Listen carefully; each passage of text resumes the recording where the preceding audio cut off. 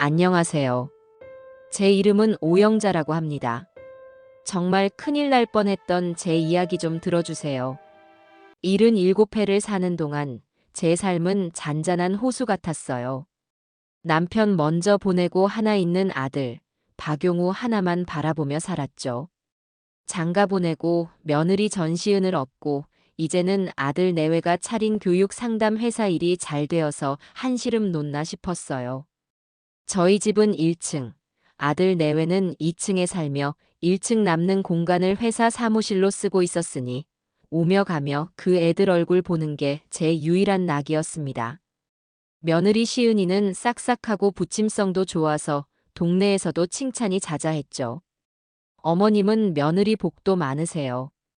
이 말을 들을 때마다 제 어깨가 으쓱 올라가곤 했습니다. 겉으로 보기엔 모든 것이 평화롭고 또 감사한 날들이었어요. 하지만 그 고요한 수면 아래에서 무엇이 골마가고 있는지는 까맣게 몰랐던 겁니다. 그날도 여느 때와 같은 저녁이었어요. 저녁상을 물리고 거실 소파에 앉아 텔레비전을 보고 있었죠.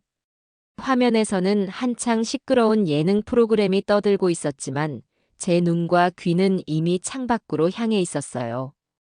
밤 10시가 다 된 시간이었는데 대문 앞으로 아주 번쩍거리는 검은색 승용차 한 대가 소리 없이 스르륵 들어오는 게 아니겠어요. 요즘 세상 참 좋아졌다고들 하지만 어쩜 저리 소리도 없이 미끄러지듯 들어오는지 신기할 정도였죠. 저희 동네는 낡은 주택가라 그런 차가 들어올 일이 거의 없거든요. 호기심에 창문으로 더 가까이 다가가 커튼을 살짝 걷고 내다봤습니다. 차 문이 열리더니 온몸을 값비싼 옷으로 휘감은 듯한 중년 여자가 내리더군요. 얼굴은 잘 보이지 않았지만 손에 든 가방이며 목에 두른 스카프가 어두운 밤에도 남달라 보였어요. 저 시간에 웬 손님일까? 고개를 갸웃거리는 순간 2층에서 며느리 시은이가 어떻게 알았는지 버선발로 뛰어나왔습니다. 사모님, 어서 오세요. 늦은 시간에 오시느라 힘드셨죠? 어찌나 목소리가 살갑고 허리를 굽실거리는지 제가 알던 당당한 며느리가 맞나 싶을 정도였어요. 시은이는 그 부인의 팔짱을 끼고는 사무실로 안내했습니다. 사무실은 벌써 환하게 불이 켜져 있었고요. 아들 용우도 뒤따라 나오더니 멋쩍은 얼굴로 꾸벅 인사를 하더군요. 저는 그저 참 열심히들 사는구나 생각하며 대수롭지 않게 넘기려고 했습니다. 하지만 마음 한구석에 작은 돌멩이 하나가 툭 하고 던져진 것처럼 영 개운치가 않았어요. 보통의 상담이라면 저렇게까지 굽실거릴 필요가 없을 텐데 말이죠. 꼭 무언가 어려운 부탁을 하러 온 사람을 대하는 태도 같았달까요? 그날 밤 저는 잠을 좀 설쳤습니다. 뒤숭숭한 기분에 새벽녘에야 겨우 눈을 붙였죠. 다음 날 아침 식탁에 앉은 아들의 얼굴이 영 말이 아니었어요. 눈밑은 거무스름하고 입맛이 없는지 밥술을 드는 둥 마는 둥 하더군요. 용우야, 무슨 일 있니? 어젯밤에 잠 못 잤어? 제 물음에 아들은 화들짝 놀라며 고개를 저었습니다. 아니에요, 어머니. 그냥 좀 피곤해서요. 요즘 신경 쓸 일이 좀 많아서 그런가 봐요. 그래도 밥은 잘 챙겨 먹어야지. 네 건강이 재산이야. 어젯밤에 늦게까지 손님이 있던 것 같던데 일이 잘 되어가? 저는 최대한 아무것도 모르는 척 걱정스러운 마음을 담아 물었어요. 제 말에 아들은 숟가락을 탁 내려놓으며 조금 날카롭게 반응하더군요. 어머니, 저희 일은 저희가 알아서 해요. 너무 신경 쓰지 않으셔도 돼요. 알아서 하니 내가 걱정을 안 하지. 그래도 네 얼굴이 반쪽이 됐는데 어미 된 입장에서 어떻게 신경을 안 써? 혹시 시은이랑 무슨 일 있었니? 아니라니까요. 그냥 회사 일 때문에 그래요, 회사 일. 용우는 더 이상 이야기하고 싶지 않다는 듯 자리를 피했습니다. 평소에는 제게 속 깊은 이야기도 잘 털어놓던 아들이었는데 저렇게 벽을 치는 모습은 처음이라 가슴이 덜컥 내려앉았어요. 분명 무슨 일이 있는 게 틀림없었죠. 그날 이후로 아들의 불안은 더욱 심해졌습니다. 밤늦게까지 사무실 불이 꺼지지 않는 날이 많았고 혼자 있을 때면 깊은 한숨을 내쉬는 소리가 제 귀에까지 들려왔어요. 며느리 시은이는 반대로 아주 활기가 넘쳤습니다. 새 옷을 사입는 날이 잦아졌고 제게 주는 용돈 봉투도 두둑해졌죠. 어머니, 이거 이번에 계약 하나 잘 돼서 드리는 거예요. 맛있는 거 많이 사드세요. 고맙다 얘. 그래도 너희들 쓰는 것도 많을 텐데 괜찮겠어? 그럼요. 저희 이제 돈방석에 앉을 일만 남았는걸요. 다 어머니 덕분이에요. 시은이는 해맑게 웃으며 말했지만 저는 그 웃음 뒤에 드리운 어두운 그림자를 본 것 같아 마음이 편치 않았습니다. 아들의 깊어지는 시름과 며느리의 넘치는 활기. 그 둘의 모습이 너무나 대조적이라 불안감은 점점 커져만 갔어요. 저는 이 집안의 어른으로서 이 불균형의 원인이 무엇인지 알아내야만 했습니다. 그러던 어느 주말 오후였어요. 아들 내외가 잠시 외출한 틈을 타 저는 아들 방을 좀 치워줘야겠다는 생각에 2층으로 올라갔습니다. 용우가 스트레스가 심한지 방 안이 온통 어지러웠거든요. 바닥에 널브러진 옷가지를 개어 옷장에 넣고 책상 위를 정리하던 참이었어요. 평소에는 잘 열어보지 않는 아들의 옷장 깊숙한 곳을 정리하는데 손끝에 두툼하고 묵직한 서류 봉투 하나가 잡혔습니다. 이건 뭐지? 호기심에 봉투를 꺼내 들었습니다.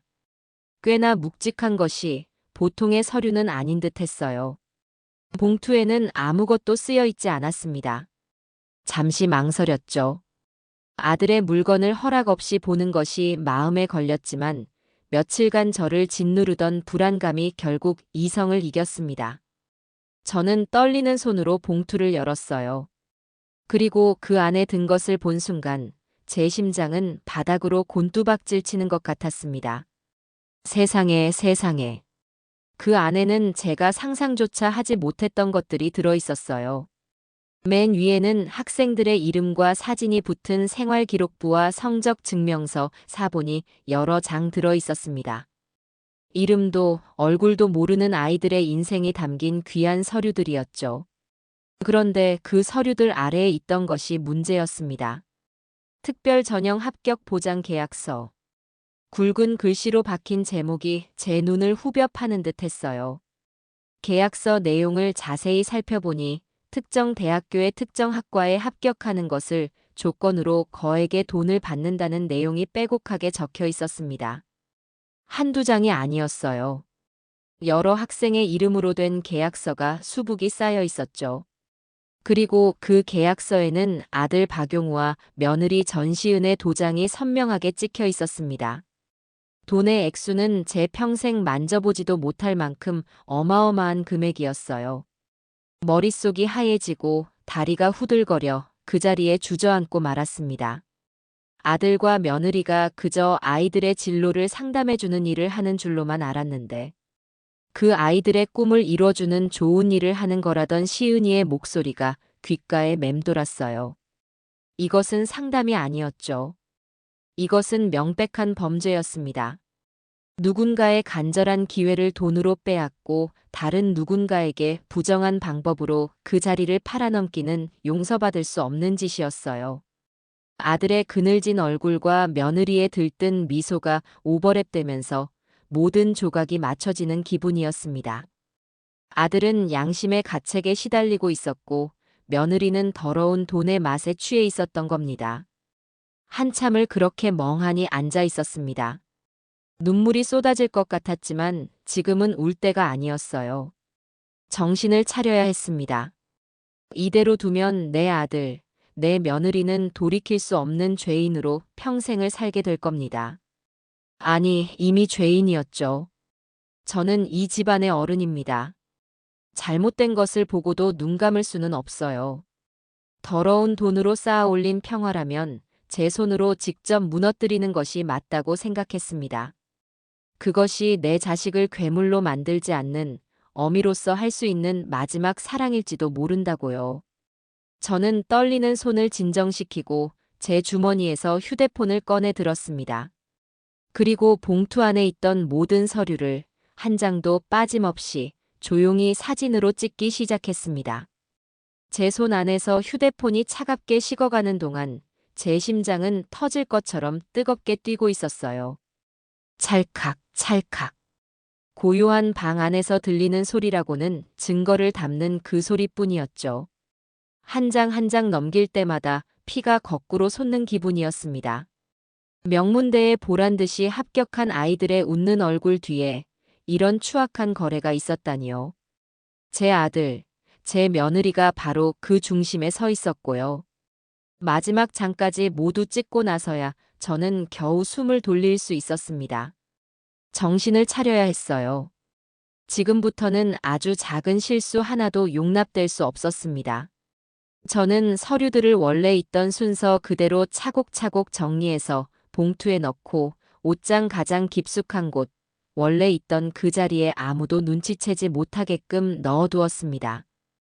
혹시라도 제가 이걸 봤다는 흔적을 남겨서는 안 되었으니까요. 방을 나오기 전 어지러웠던 방 안을 다시 한번 둘러보며 제가 들어왔던 흔적을 모두 지웠습니다. 완벽했어요. 적어도 겉보기에는요. 제 방으로 돌아왔지만 마음은 여전히 아들의 옷장 안에 있는 것만 같았죠. 평생을 살아온 이 집이 갑자기 아주 낯설고 무서운 공간처럼 느껴졌습니다. 거실 벽에 걸린 가족 사진이 눈에 들어왔어요.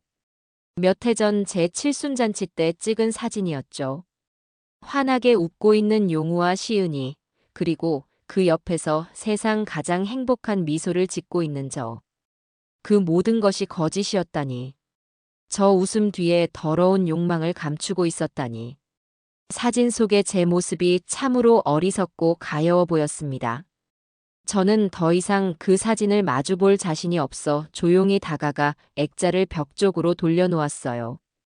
배신감에 속이 쓰렸지만 그보다 더 큰 것은 이 일을 어떻게 바로 잡아야 할지에 대한 무거운 책임감이었습니다.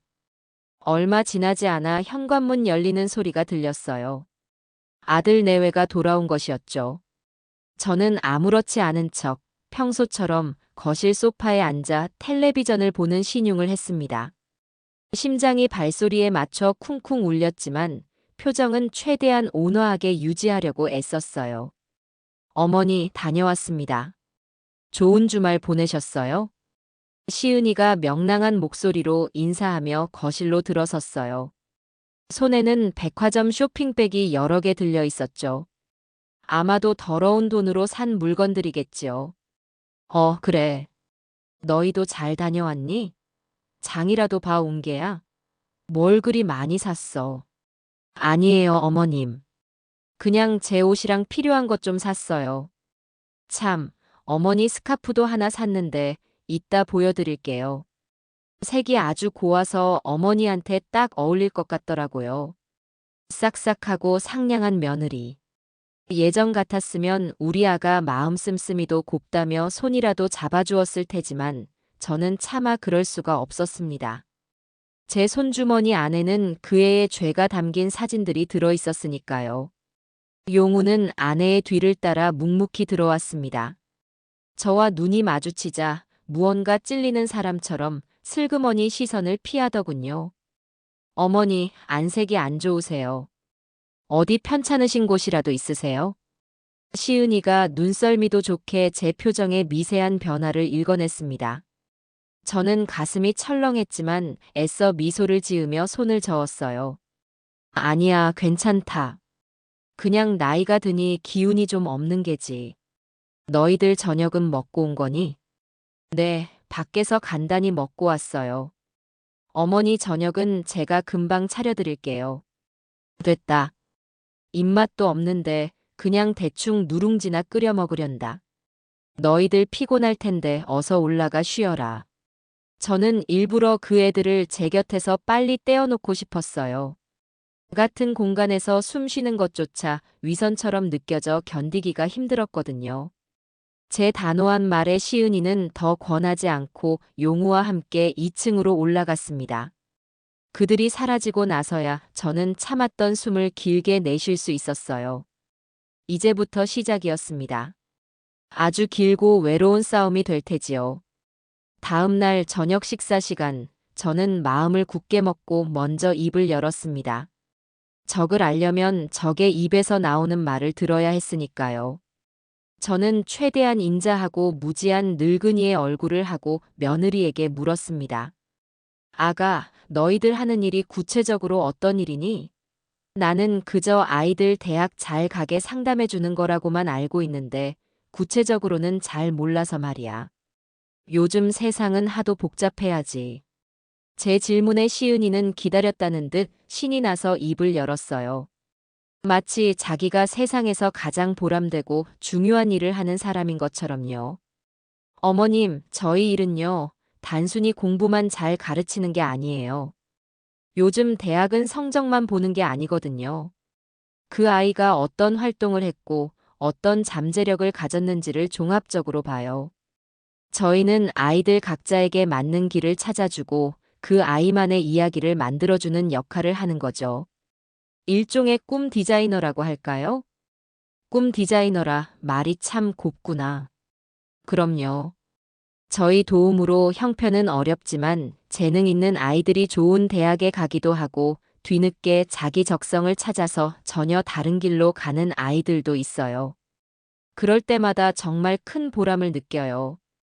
돈만 보고 하는 일이었으면 진작에 지쳤을 거예요. 저는 입안이 바싹바싹 말라왔습니다. 형편이 어려운 아이들을 돕는다고요? 제 휴대폰 속에 있는 수억 원짜리 계약서가 저를 비웃고 있었어요. 저는 끓어오르는 화를 누르고 다시 한번 떠보았습니다. 그렇게 좋은 일 하는데 돈은 많이 못 벌겠구나. 남 좋은 일만 시키는 거 아니야? 제 말에 시은이는 아주 능숙하게 웃어넘겼어요. 에이, 어머님도. 저희도 먹고는 살아야죠. 물론이죠. 저희 능력을 인정해 주시는 부모님들이 고맙다며 다른 곳보다 더 챙겨주시기도 하고요. 그분들 덕에 저희도 이렇게 사는 거죠. 다 인복이라고 생각해요. 인복이라. 그 말을 어쩜 저렇게 아무렇지 않게 입에 담을 수 있을까요? 저는 더 이상 듣고 있을 수가 없어 수저를 내려놓았습니다. 시은이는 그런 제 속도 모르고 신이 나서 자기 자랑을 계속 늘어놓았죠. 용우는 그 옆에서 내내 죽을 상으로 밥알만 새고 있었고요. 저녁 식사가 끝나고 저는 제 방으로 들어와 굳게 결심했습니다. 이 일을 바로잡기 위해서는 제 힘만으로는 안 된다고요. 법의 힘을 빌려야 했고 그러려면 저를 도와줄 사람이 필요했습니다. 그때 제 머릿속에 한 사람의 얼굴이 떠올랐어요. 며칠 뒤 저는 아침 일찍 집을 나섰습니다. 아들 내외에게는 오랜만에 옛날 친구들 좀 만나고 오겠다고 둘러댔죠. 제 목적지는 예전에 동네 반장님이 살던 동네였습니다. 지금은 재개발이 되어 옛 모습은 거의 남아있지 않았지만 그 아들이 일하는 인터넷 신문사가 그 근처라는 이야기를 들은 기억이 났거든요. 반장님의 아들 김민중 군. 어릴 때부터 불의를 보면 참지 못하고 동네 골목대장 노릇을 하던 아주 눈이 초롱초롱하던 아이였죠. 커서는 기자가 되었다고 들었어요. 수소문 끝에 찾아간 민준 군의 회사는 아주 작고 낡은 상가 건물 3층에 있었습니다. 진실의 눈이라는 거창한 이름과는 어울리지 않는 초라한 모습이었죠. 문을 열고 들어서자 젊은 기자 서너 명이 어지러운 책상에 앉아 정신없이 무언가를 하고 있었어요. 제가 찾는 민준 군은 가장 구석진 자리에 앉아 있었습니다. 컵라면으로 끼니를 때우며 모니터를 뚫어져라 쳐다보는 모습이 어릴 적 똘똘하던 모습과 겹쳐 보였어요. 저 혹시 김민준 기자님 좀 뵐 수 있을까요? 제 목소리에 민준 군이 고개를 들었습니다. 저를 잠시 알아보지 못하다가 이내 눈이 동그래지더군요. 혹시 영자 할머니 아니세요? 박용우 형 어머니. 아이고, 나를 알아보는구나. 민준군, 정말 오랜만이다. 이렇게 훌륭한 청년이 다 되었네. 민준군은 반갑게 저를 맞이하며 작은 회의실로 안내했습니다. 자판기 커피를 한 잔 뽑아주며 무슨 일로 여기까지 오셨냐고 묻더군요. 저는 잠시 숨을 고른 뒤 그리고 아주 단호하고 차분한 목소리로 입을 열었습니다. 민준 군, 내가 오늘 자네를 찾아온 건 제보할 것이 있어서라네. 제보요? 할머니께서요? 민준 군은 조금 놀란 눈치였어요. 아마 동네 할머니의 소소한 민원 같은 것을 생각했겠죠. 그래. 아주 무서운 이야기야. 내 아들과 며느리에 대한 이야기지. 그의 표정이 미묘하게 변했어요. 동정심과 직업적 회의감이 섞인 얼굴. 아마도 가족 간의 재산 다툼이나 고부 갈등 같은 그런 진부한 이야기를 떠올렸을 겁니다. 기사 가치가 없는 일에 시간을 뺏기고 싶지 않다는 얼굴이었죠. 저는 구구절절 설명하지 않았습니다. 대신 품에서 휴대폰을 꺼내 잠금을 풀고 사진첩을 열어 그의 눈앞에 내밀었어요. 이걸 보게. 내가 무슨 말을 하는지 이걸 보면 알게 될 거야. 민준 군은 의아한 표정으로 휴대폰을 받아들었습니다. 그리고 첫 번째 사진, 위조된 흔적이 역력한 생활기록부를 보았을 때 그의 미간이 살짝 찌푸려졌죠. 두 번째 사진, 수억 원이 적힌 합격 보장 계약서를 보았을 때 그의 입이 살짝 벌어졌습니다. 그리고 세 번째, 네 번째, 돈이 오고 간 거래 내역과 더 많은 계약서들을 차례로 넘겨보면서 그의 표정은 완전히 달라졌어요. 펄라이트한 무관심은 사라지고 그 자리에 기자의 날카로운 눈빛이 번뜩였습니다. 그의 손가락이 멈칫거리며 사진을 확대해 보기도 하고 앞뒤로 몇 번이나 다시 넘겨보기도 했죠. 짧은 시간이었지만 제게는 아주 길게 느껴졌습니다. 마침내 마지막 사진까지 모두 확인한 민준 군은 천천히 고개를 들어 저를 바라보았어요. 그의 눈에는 더 이상 동정이나 회의감이 없었습니다. 대신 거대한 비리의 냄새를 맡은 사냥개 같은 흥분과 진실을 파헤치려는 자의 뜨거운 분노가 함께 담겨 있었죠.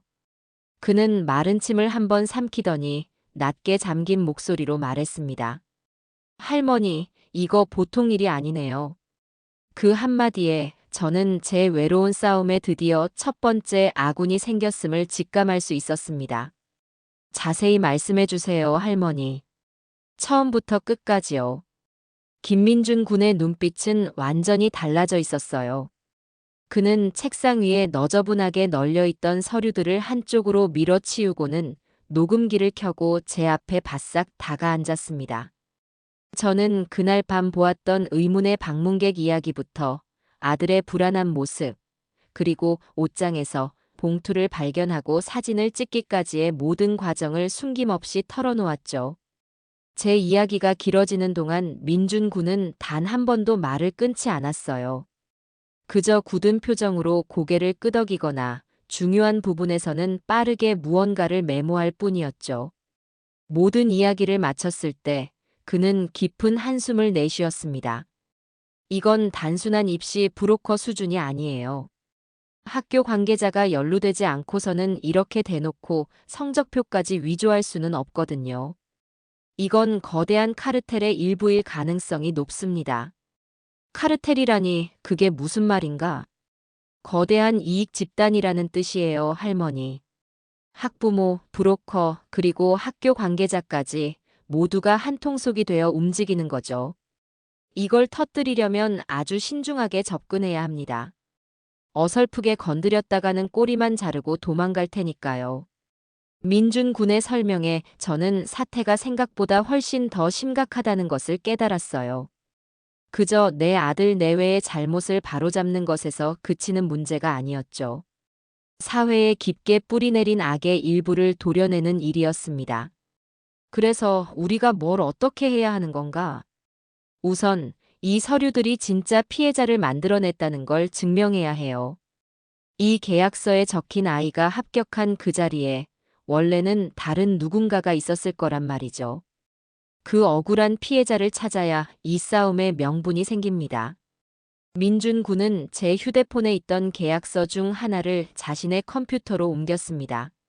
한국대학교 경영학과 수시 특별전형 합격이라는 문구가 선명했죠. 그는 빠른 손놀림으로 무언가를 검색하고 여러 군데 전화를 걸기 시작했어요. 기자의 정보망이라는 게 참 대단하더군요. 1시간도 채 지나지 않아 그는 그해 한국대학교 경영학과 수시 특별 전형의 예비 합격자 명단을 손에 넣었습니다. 찾았어요. 이 학생이 합격하면서 예비 1번이었던 이 학생이 최종 탈락했네요. 김서현. 혹시 모르니 이 학생의 집부터 찾아가 보시죠. 우리는 지체할 시간이 없었습니다. 민준 군의 낡은 자동차를 타고 김서현이라는 학생의 집으로 향했어요. 주소지에 도착했을 때 제 마음은 무겁게 가라앉았습니다. 그곳은 이제 막 재개발 이야기가 나오기 시작하는 낡고 허름한 빌라촌이었거든요. 초인종을 눌렀을 때 문을 열고 나온 것은 잔뜩 경계심 어린 얼굴의 중년 여성이었습니다. 서연 학생의 어머니였죠. 우리가 기자라는 사실을 밝히자 그녀는 문을 닫으려고 했어요. 됐어요. 이제 와서 뭘 어쩌겠다고요. 우리 서연이 일은 다 끝났어요. 그때 제가 앞으로 나섰습니다. 저는 제 신분을 밝히지 않고 그저 똑같은 손주를 둔 늙은이라고만 말했어요. 어머님, 저희가 잠시만 이야기를 들어볼 수 있을까요? 따님처럼 억울한 일을 당하는 아이들이 다시는 없어야 하지 않겠습니까? 제 진심이 통했던 걸까요? 아주머니는 한참을 망설이다 결국 저희를 안으로 들였습니다. 집 안은 좁았지만 아주 깔끔하고 정갈했어요. 벽에는 김서연 학생이 받아온 상장들이 빼곡하게 붙어 있었죠. 잠시 후 방 안에서 서연 학생이 나왔습니다. 잔뜩 기가 죽어 있고 얼굴에는 웃음기가 전혀 없는 아이였어요.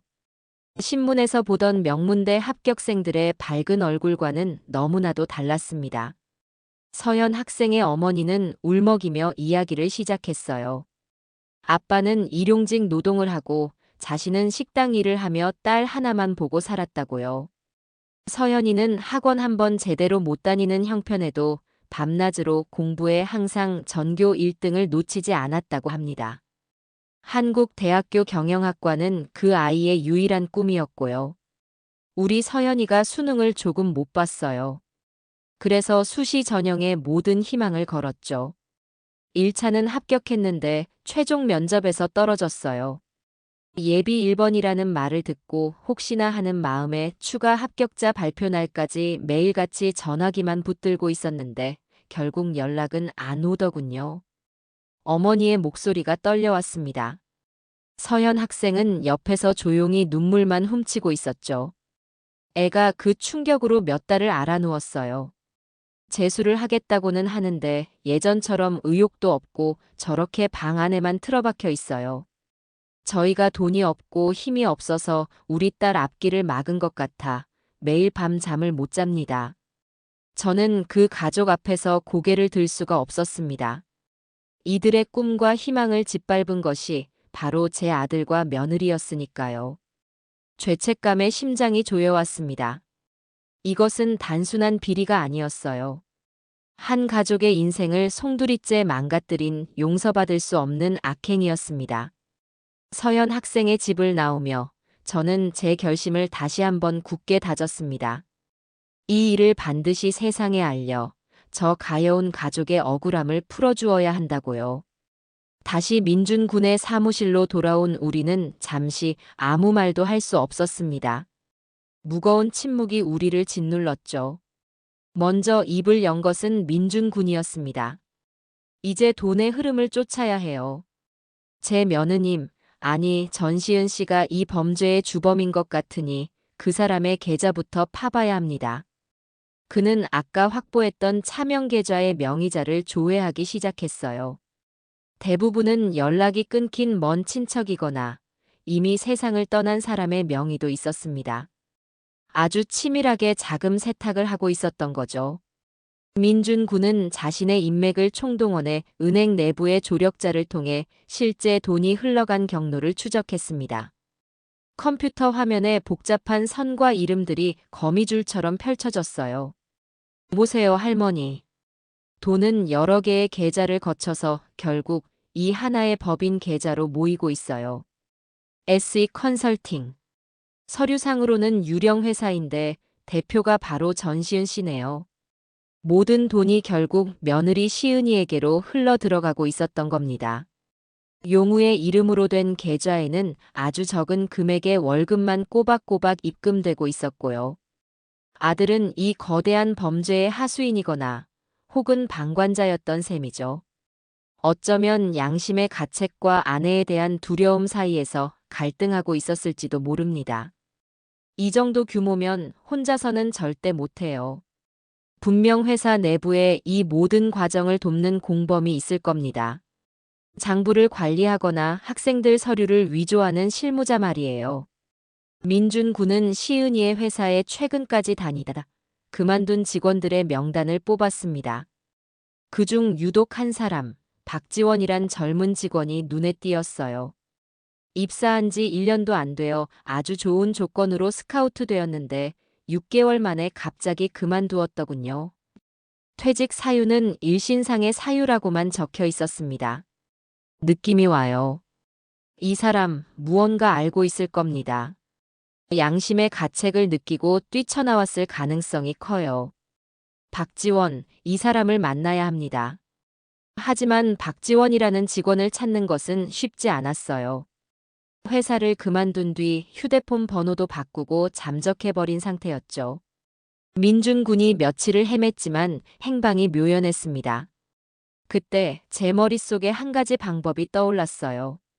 민준 군, 혹시 그 직원의 부모님은 어디 사시는지 알 수 있나? 네. 아, 네.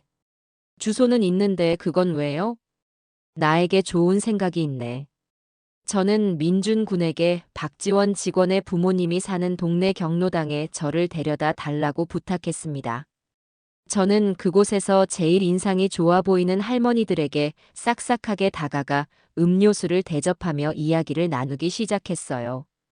동네에 새로 이사 온 사람인 척 이런저런 시시콜콜한 이야기를 나누다 슬쩍 박지원 씨의 부모님에 대해 물었습니다. 저 어르신들, 혹시 이 동네에 박씨 성을 가진 댁이 아들 때문에 속 썩는 집이 있다던데 아시는 분 계세요? 제 친구 손주 녀석도 요즘 말썽이라 남의 일 같지가 않아서요.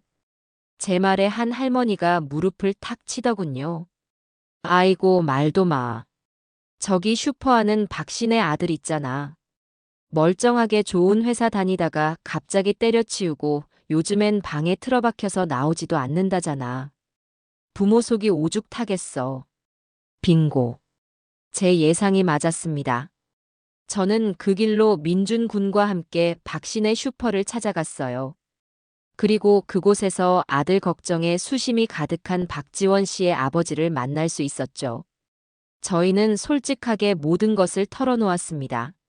아드님이 나쁜 사람들의 손에 이용당한 것 같다고, 아드님을 구하고 더 많은 피해자를 막기 위해 증언이 필요하다고 설득했어요.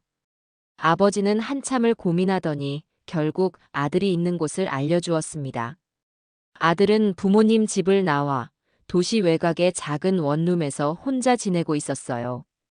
우리가 찾아갔을 때 박지원 씨는 문도 열어주지 않으려고 했습니다. 잔뜩 겁에 질린 얼굴이었죠. 문틈으로 저희를 경계하던 그에게 제가 조용히 말했습니다. 젊은이, 나 좀 보게. 나도 자네 같은 아들이 있는 늙은이야. 지금 자네가 왜 두려워하는지 알아. 하지만 잘못된 걸 알았을 때 바로잡는 게 진짜 용기라네. 지금 자네가 눈 감으면 저 아이들처럼 억울하게 눈물 흘리는 사람이 더 많이 생길 걸세. 자네 평생을 죄책감 속에서 살 수 있겠나? 제 목소리가 떨리고 있었지만 진심을 담아 말했어요. 한참이나 문을 사이에 두고 침묵이 흘렀습니다. 그리고 마침내 아주 작은 목소리가 문 안쪽에서 들려왔죠. 들어오세요. 힘겹게 열린 문 안쪽. 어두운 방 안에는 양심의 무게에 짓눌려 망가져가고 있는 한 청년이 서 있었습니다. 박지원 씨의 눈에는 눈물이 그렁그렁 맺혀 있었어요. 그는 고개를 푹 숙인 채 그동안 있었던 모든 일을 털어놓기 시작했습니다. 시은이가 어떤 식으로 학생들 서류를 위조하라고 지시했는지, 돈이 오고 가는 과정은 어땠는지, 그리고 이 일에 연루된 학교 관계자는 누구인지. 그의 입에서는 우리가 상상했던 것보다 훨씬 더 추악하고 거대한 진실이 쏟아져 나왔습니다. 박지원 씨의 증언은 우리가 가진 퍼즐의 마지막 조각이었습니다. 그의 손에는 시은이가 범죄를 지시했던 메시지 기록과 아직 외부에 공개되지 않은 내부 고객 명단까지 있었죠.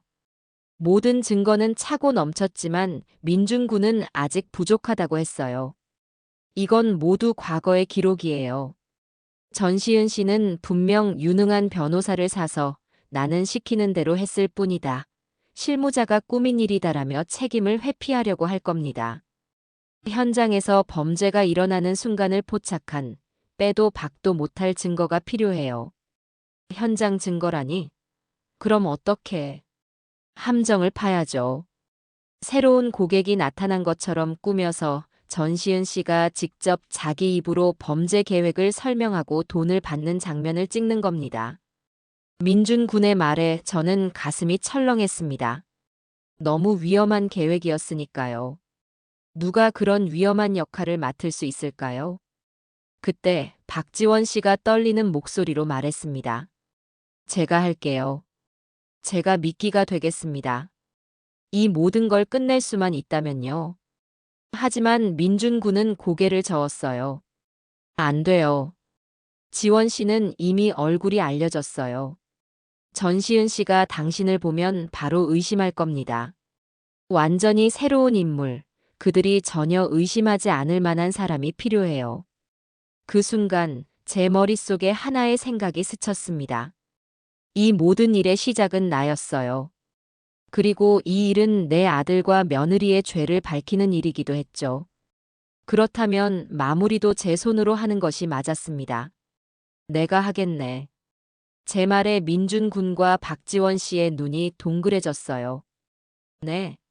할머니, 그게 무슨 말씀이세요?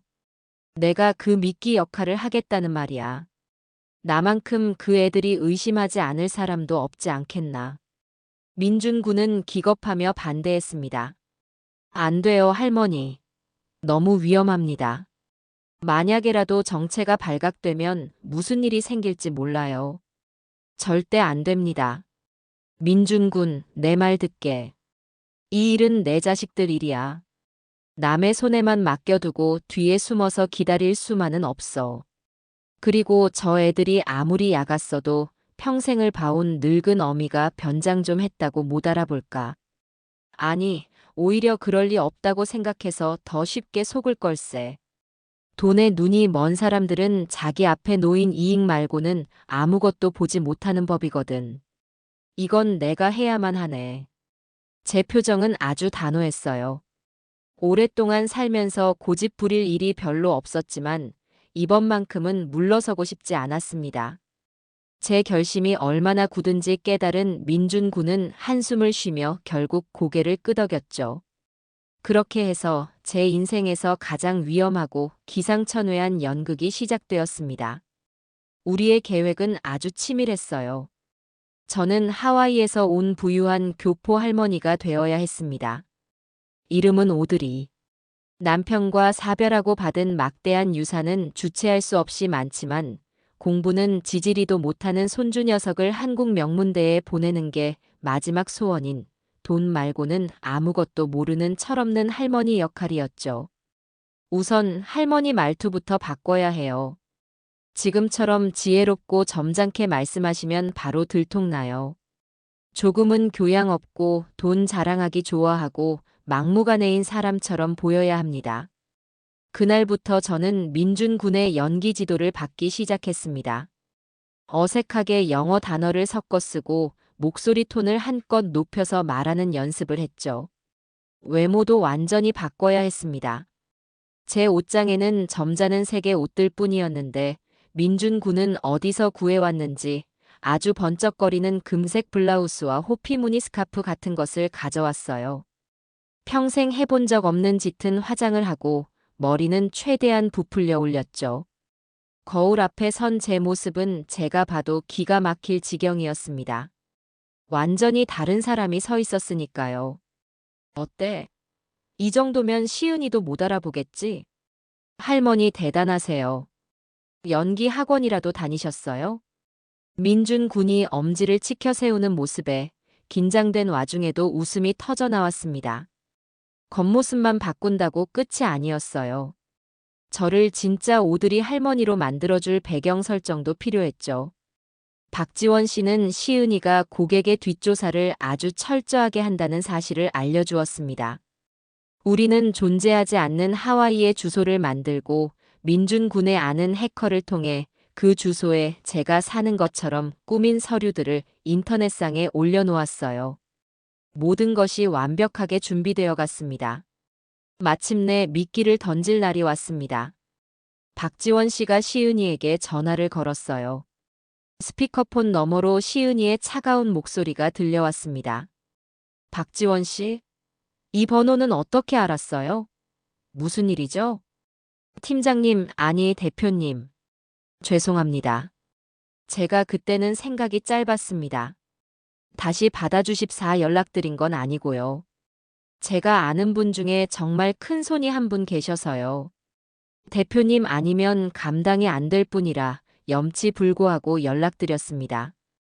박지원 씨는 우리가 연습한 대로 돈에 환장한 사람처럼 연기했어요.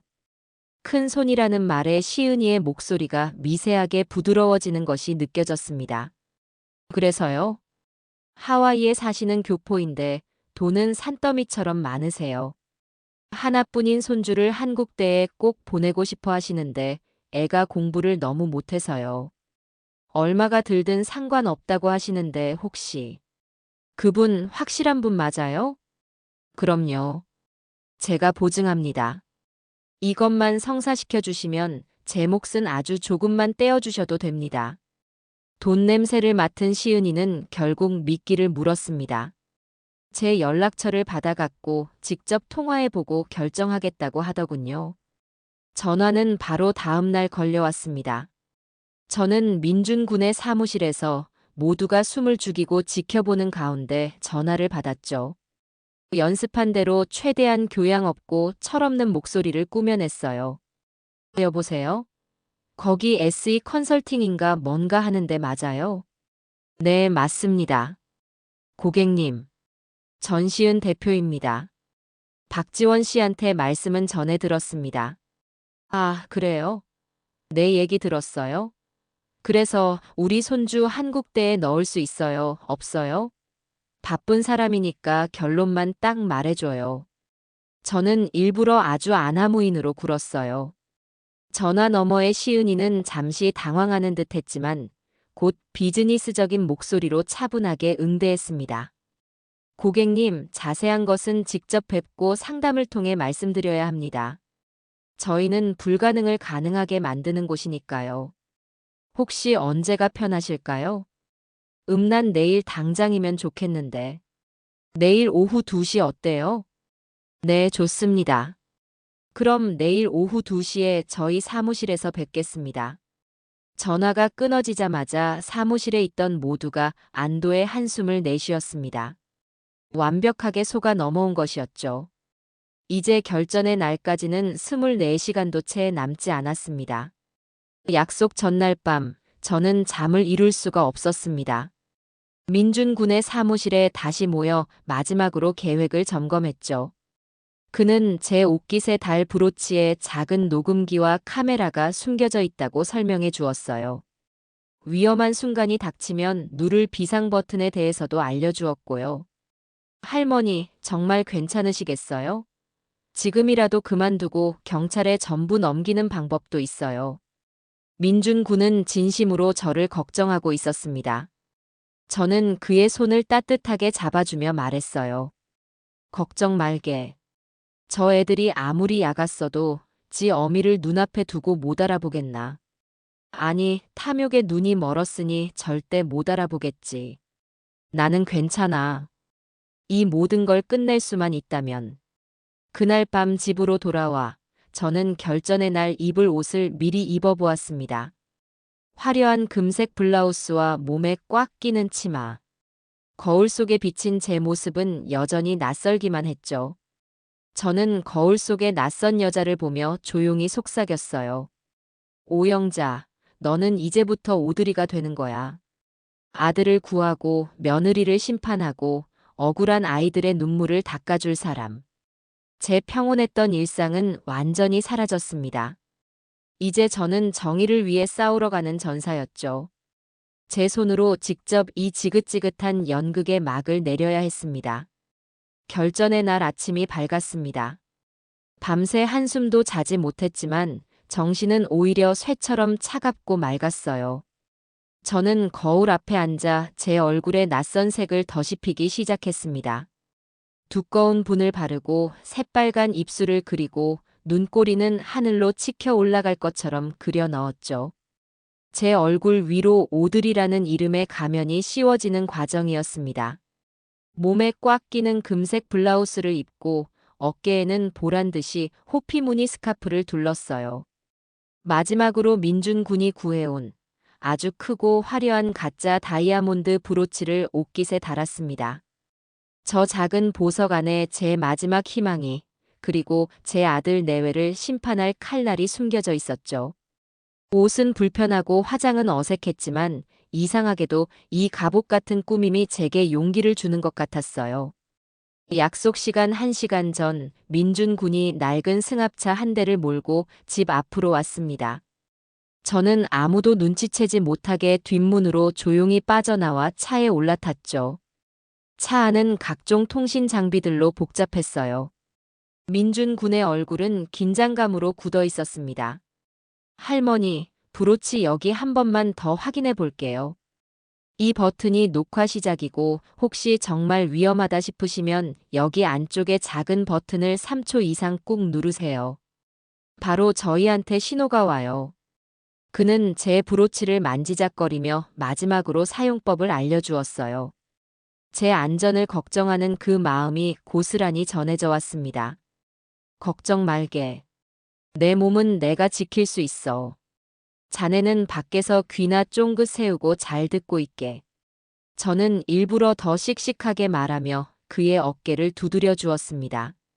차가 천천히 저희 집, 아니, 이제는 적진이 되어버린 상담회사 앞으로 향하는 동안 창밖의 풍경은 흐릿하게만 보였어요.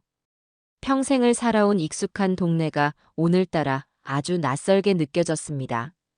약속 시간 5분 전, 저는 차에서 내렸습니다. 민준 군은 길 건너편 주차장에 차를 세우고 모든 상황을 지켜볼 것이었어요. 저는 크게 심호흡을 한번 하고 사무실 문을 향해 걸어갔습니다. 한 걸음 한 걸음 내디딜 때마다 제 평온했던 과거와 완전히 작별하는 기분이 들었죠. 유리문을 열고 안으로 들어서자 서늘한 에어컨 바람과 함께 시은이의 상냥한 목소리가 저를 맞았습니다. 오드리 사모님, 어서 오세요. 기다리고 있었습니다. 며느리 시은이는 완벽한 비즈니스 우먼의 모습이었어요. 값비싼 정장을 말끔하게 차려입고 흐트러짐 없는 미소를 띤 채 제게 다가왔죠. 저는 그 애의 얼굴을 똑바로 마주 보았습니다. 매일 아침 식탁에서 보던 그 얼굴이었지만 오늘은 그 위에 겹겹이 쌓인 탐욕과 위선이 보이는 듯 했어요.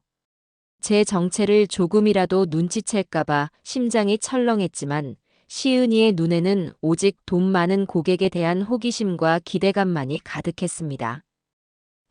사무실이 생각보다 작네. 하와이에 있는 내 집 차고만 한가. 저는 연습한 대로 아주 거만하고 무례한 오드리가 되어 사무실을 훑어보았습니다. 제가 살던 집 1층을 개조한 공간. 벽에는 제 취향과는 전혀 다른 추상화들이 걸려 있었고 한쪽에는 굳게 잠긴 검은색 서류함들이 위압적으로 서 있었죠.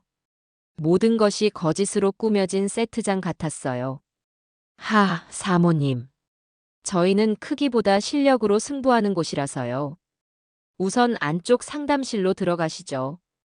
중요한 이야기는 조용한 곳에서 나눠야 하니까요. 시은이는 제 무례한 말에도 전혀 기분 나쁜 기색 없이 저를 안쪽의 다른 문으로 안내했습니다. 박지원 씨가 말했던 VIP 상담실이었죠.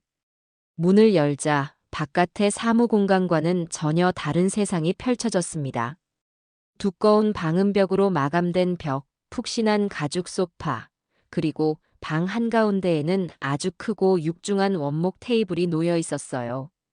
이곳이 바로 추악한 거래가 이루어지는 비밀의 방이었던 겁니다. 자리에 앉자마자 저는 본론부터 꺼냈습니다. 됐고, 우리 손주 얘기나 합시다. 이름은 박진수, 나이는 19. 공부는 아주 못해. 꼴찌만 겨우 면하는 수준이야. 이런 애도 한국대에 넣을 수 있어요? 돈은 얼마든지 줄 테니 방법이 있는지 없는지만 똑바로 말해줘요.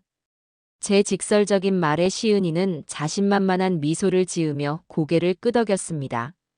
물론입니다, 사모님. 저희에게 불가능이란 없으니까요. 진수 학생의 서류는 미리 검토해 보았습니다. 솔직히 말씀드리면 전공법으로는 절대 불가능한 성적이죠. 그걸 누가 몰라. 그래서 내가 여기 왔잖아. 하지만 저희는 전공법만 쓰지 않습니다. 저희는 아이의 프로필을 최적화하는 작업을 하죠.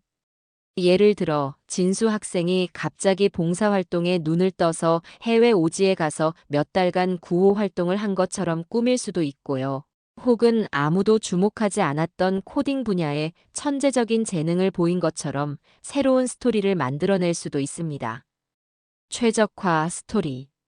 더러운 서류 조작을 어쩜 저렇게 그럴듯한 말로 포장하는 걸까요? 저는 혀를 내둘렀습니다. 그때 상담실 문이 열리며 용우가 들어왔어요. 서류철을 든 그의 얼굴은 여전히 어둡고 불안해 보였죠. 그는 저를 보고 잠시 멈칫했습니다. 제 요란한 행색에 조금 놀란 눈치였어요. 인사드려요, 사모님. 이쪽은 저희 회사에서 학생들의 데이터를 전문적으로 관리하는 박용우 실장입니다. 제 남편이기도 하고요. 시은이가 용우를 소개하자 저는 일부러 용우의 얼굴을 빤히 쳐다보며 말했습니다. 젊은 양반이 낯빛이 왜 저렇게 어두워? 쯧쯧, 마누라 등살에 힘든가 보네. 젊은이는 이런 나쁜 짓 하면서 양심에 안 찔리나? 저는 일부러 나쁜 짓이라는 단어를 썼어요. 아들의 반응을 보고 싶었죠. 제 말에 용우의 어깨가 움찔하고 굳어지는 것이 보였습니다. 그는 차마 제 눈을 마주치지 못하고 고개를 숙인 채 입을 열었어요. 저희는 그저 학생이 가진 최고의 가능성을 찾아주는 일을 할 뿐입니다. 목소리가 모기만 하게 기어들어갔어요. 양심의 가책이 고스란히 느껴졌죠. 시은이가 그런 남편을 대신해 재빨리 상황을 수습했습니다. 사모님, 저희 남편이 좀 숫기가 없어서요. 자, 그럼 이제 본격적으로 진수 학생만을 위한 특별한 길에 대해 설명해 드릴까요? 저는 못 이기는 척 고개를 끄덕였습니다. 이제부터가 진짜 시작이었으니까요. 저는 브로치에 달린 작은 녹화 버튼을 아무도 눈치채지 못하게 살짝 눌렀습니다. 시은이는 기다렸다는 듯 테이블 위에 여러 가지 서류들을 펼쳐놓으며 열정적으로 설명하기 시작했어요. 위조된 생활기록부 샘플, 가짜 수상 경력 증명서, 심지어는 대학 교수 이름으로 된 추천서까지. 그녀는 자신의 범죄 수법들을 마치 위대한 발명품이라도 되는 것처럼 자랑스럽게 늘어놓았습니다. 이 모든 서류는 저희와 연결된 각 분야의 전문가들이 진짜와 똑같이 만들어드립니다. 학교 직인부터 총장님의 서명까지 그 누구도 가짜라는 걸 알아챌 수 없죠. 설명이 거의 끝나갈 무렵, 저는 마지막 확인을 위해 일부러 의심하는 척 연기했어요. 흠말은 아주 그럴듯한데. 이거 내가 믿을 수 있는 거 맞아? 괜히 비싼 돈만 날리고 아무것도 안 되는 거 아니야? 내가 당신들을 뭘 믿고 이 큰 돈을 맡기지? 제 말은 시은이의 자존심을 건드렸던 모양이에요. 그녀는 잠시 불쾌한 표정을 짓더니 이내 회심의 미소를 지으며 마지막 카드를 꺼내 들었습니다. 그토록 제가 기다리던 순간이었죠. 사모님, 아직도 저희를 못 믿으시는군요. 좋습니다. 그럼 확실한 걸 보여드리죠. 저희가 왜 100% 합격을 보장하는지 아십니까? 저희는 서류만 만지는 게 아니에요. 사람을 직접 관리하거든요. 시은이는 몸을 앞으로 기울이며 목소리를 낮췄어요. 그 눈빛이 탐욕으로 번들거렸습니다. 한국대학교 입학처장 이강일 교수. 그분이 제 사람입니다. 매년 저희가 지정한 학생 몇 명은 특별관리 대상으로 분류되죠. 서류는 그저 형식일 뿐, 최종 합격자 명단에 도장을 찍는 건 결국 그분입니다. 돈은 저희 법인 계좌를 통해 몇 번 세탁한 뒤 안전하게 그분께 전달되고요. 이래도 못 믿으시겠어요? 모든 것이 담겼습니다.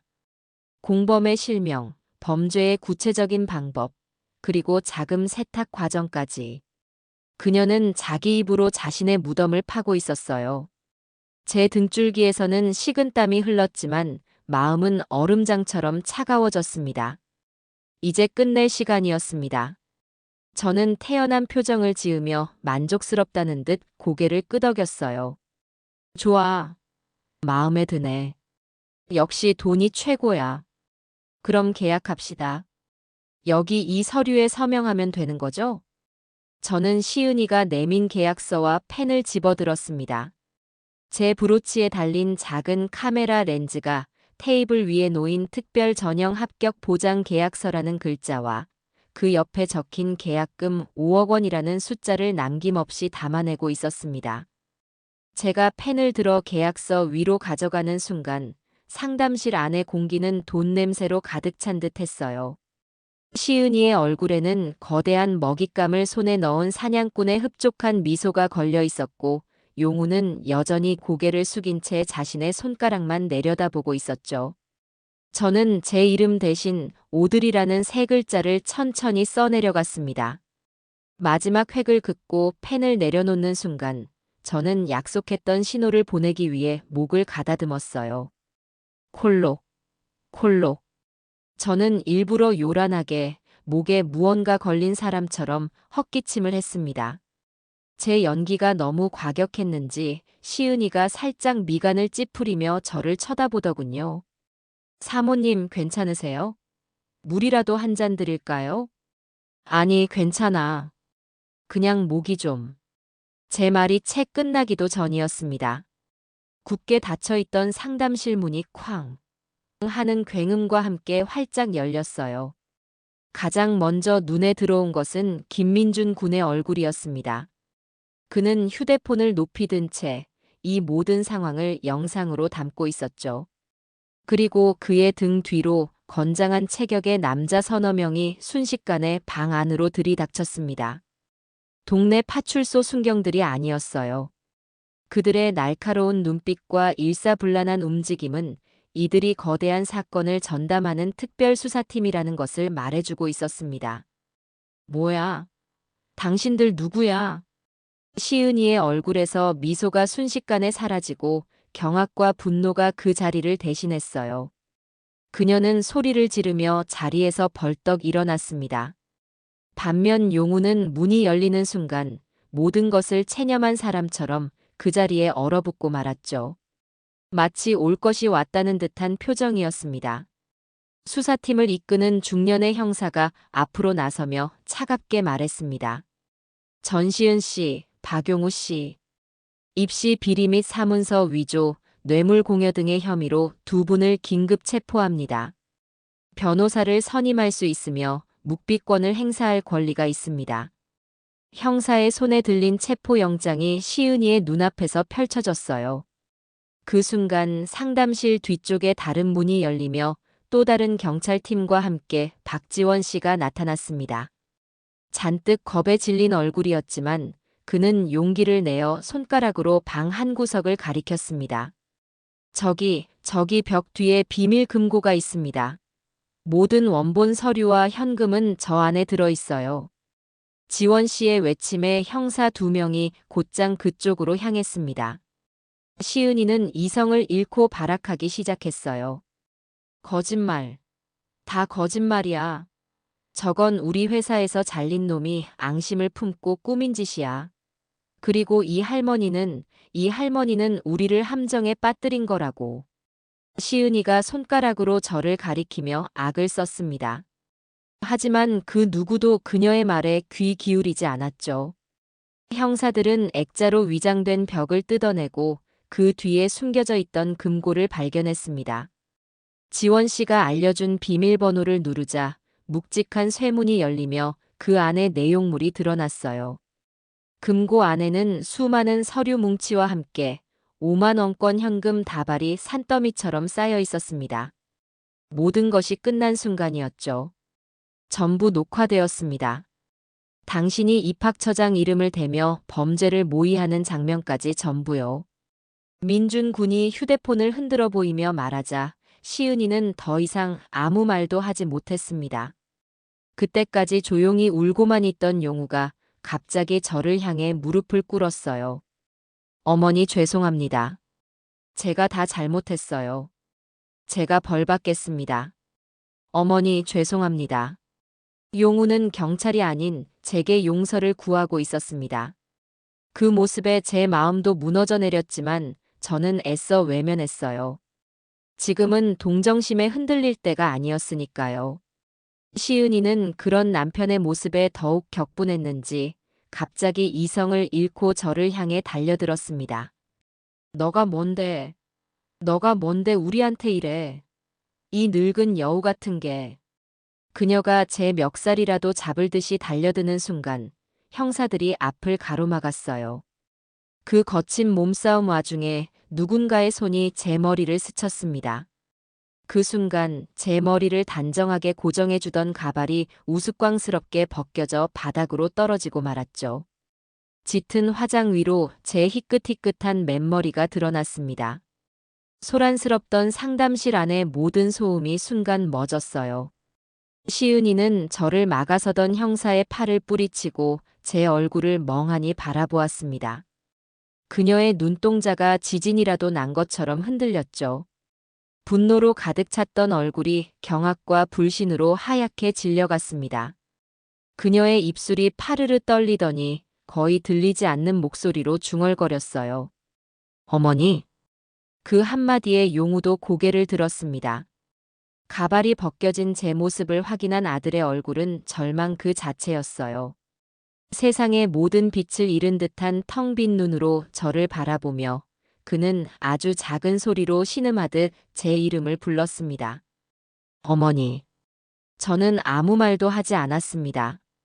그저 제 정체가 탄로난 모습 그대로 차가운 눈으로 바닥에 주저앉은 제 아들과 며느리를 내려다볼 뿐이었죠. 수갑이 채워지는 철컥하는 소리가 방 안을 울렸습니다. 그 쇠붙이 소리가 제 아들 내외가 쌓아 올린 거짓의 성이 완전히 무너져 내렸음을 알리는 신호탄 같았어요. 제 표정에는 어떠한 감정도 담겨 있지 않았습니다. 그 차가운 침묵이 그들에게 내리는 가장 무서운 심판이었습니다. 상담실에서의 아수라장은 순식간에 정리되었습니다. 저는 용우와 시은이가 경찰차에 태워져 멀어지는 모습을 마치 남의 일처럼 무감각하게 바라보고 있었죠.